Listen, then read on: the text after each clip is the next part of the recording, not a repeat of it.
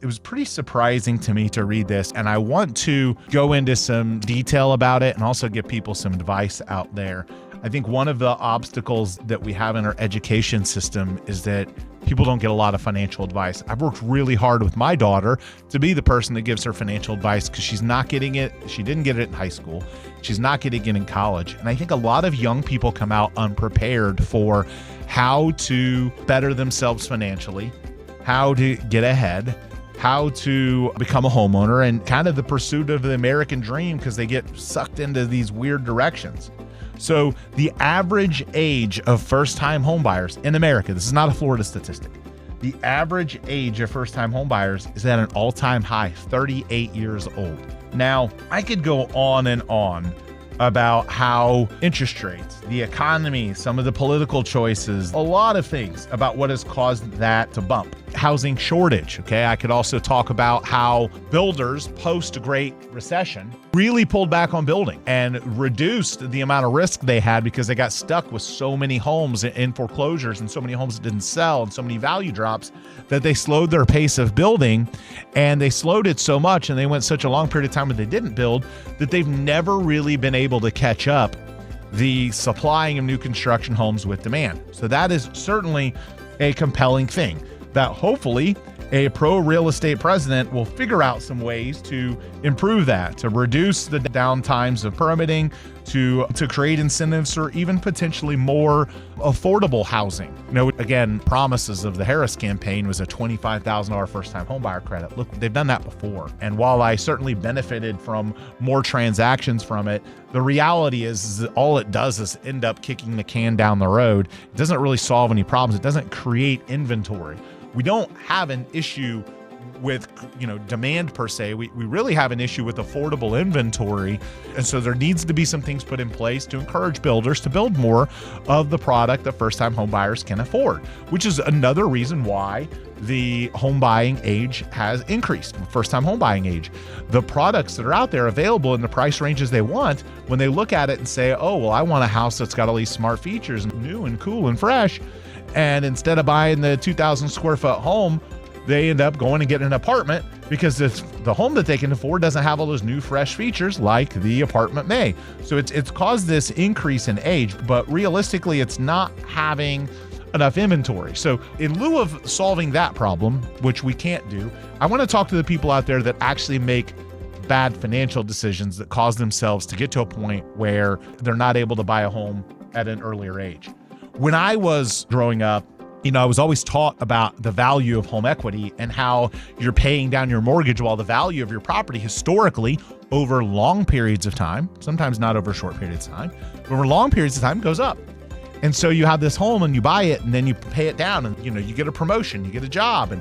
But getting into the first home is one of those stretches, right? And I remember being taught, and told by, family members that fortunately had good advice for me and had my best interest in mind. And they said, hey, save your money. Don't spend money when you're young, but save it. Don't buy these things until you can afford them. But unfortunately, in society today, the reason why I think so many people don't buy homes at younger ages, I bought my first home in my early 20s, is because they get sucked into debt. And they get sucked into buying these things that they can quote unquote afford, but it's causing them to not be able to afford other things.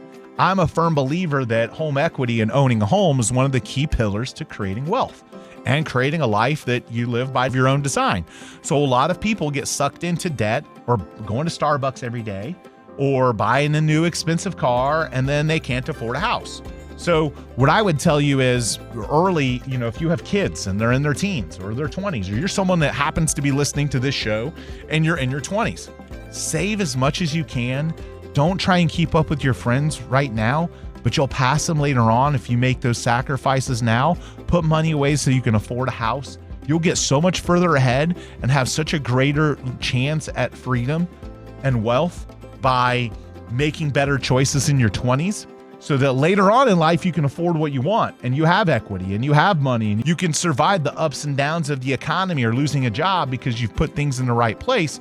But way too many people live paycheck to paycheck, not because, look, there are plenty of people that live paycheck to paycheck because the economy is tough. There are plenty of people that live paycheck to paycheck because inflation has risen. okay, dramatically. It's caused massive increases in things.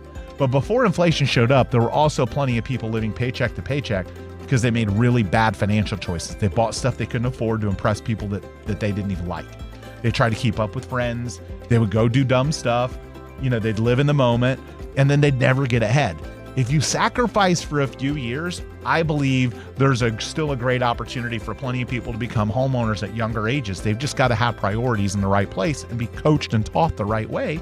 And they can buy a home, gain equity, and eventually have a lot more freedom and money at their disposal. So there's no question that the high age of first-time homebuyers is contributed by a lot of factors. Some of those factors we can't control, but again, our youth can make better choices. Our youth can get into home ownership earlier if they cut out some things. Of course, not everybody, but if we expect inflation to get under control, if we expect the economy to improve, and people start making better financial choices and get better financial coaching that they're not going to get in school, that they're going to have to get from a mentor or someone they know, then they're going to have a much greater chance at having the life that they really want to live. So hopefully that's helpful advice out there for anyone that's got a first-time homebuyer potential child, someone in their 20s, that they don't want them to wait until they're 38 to own a home, and make sure, again, to follow us on all of our socials and share some of these videos that we'll put out with your friends or family members that may be in that position at the Duncan Duo. The state with 4 of America's hottest housing markets. This is kind of interesting because our state is certainly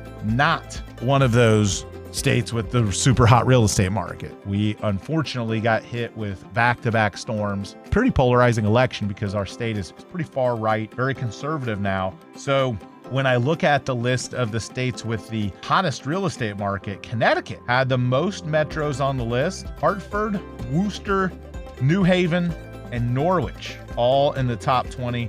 The Constitution State's appeal lies in its quick access to major hubs like New York and Boston, excellent public schools, and stunning green spaces.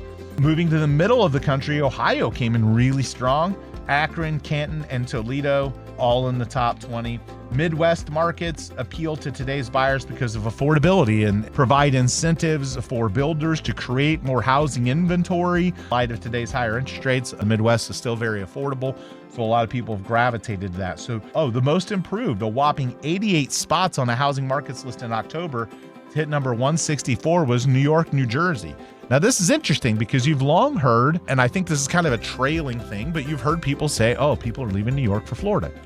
Of course, there are a lot of people leaving New York for Florida. There are tons. We get them all the time. But there are also people leaving other places for New York because it is a very polarizing political spot. It is pretty far left. So people that have that belief system that live in areas that are maybe a little bit more conservative, politics has caused more moves throughout our country in the last few years than I've ever seen in my 20-year career. So there's no question that New York is now getting the benefit of some of the people saying, you know what, I don't want to live in a conservative area. I want to live in a liberal area, so they move to New York. And the ones that live in New York and say, hey, I'm tired of living here in woke land, I want to move to Freedom State, and they move to Florida. So that has been kind of interesting. So some spots that had some major drops, Tampa is one of them. Tampa had one of the furthest drops. And again, while we were a pandemic hotspot, a major thing that they did not factor into why our real estate market suffered so much is, we had back-to-back massive hurricanes, okay? There's no question that back-to-back massive hurricanes are going to reduce transactions, hamper values, and make us less in demand. So, truthfully, we still have a very healthy real estate market, and I expect us to climb that list way back up again in 2025, again, because we are a polarizing real estate market, and again, the storms, we suspect, we've got a few more weeks of November, so you never know. I listen to my guy, Dennis Phillips, my favorite meteorologist. And Dennis, pretty much said that even if we get a hurricane, it's not likely to be as strong because the water's cooled off and now we're not as warm. If we don't have a major storm in November, the next chance for us to have a major storm doesn't happen for a long time. And I suspect through the first half of the year, we're going to see a lot of that demand come back. We're going to see our market improve. And ultimately, I think we will rise, but right now we're seeing homes last a little longer on the market, seeing as much, feel like it's starting to come back. This past week, post-election, I felt a nice surge, but it remains to be seen how we close out the end of the year and what the first and second quarters look like of next year. Obviously, those won't have as much hurricane impact.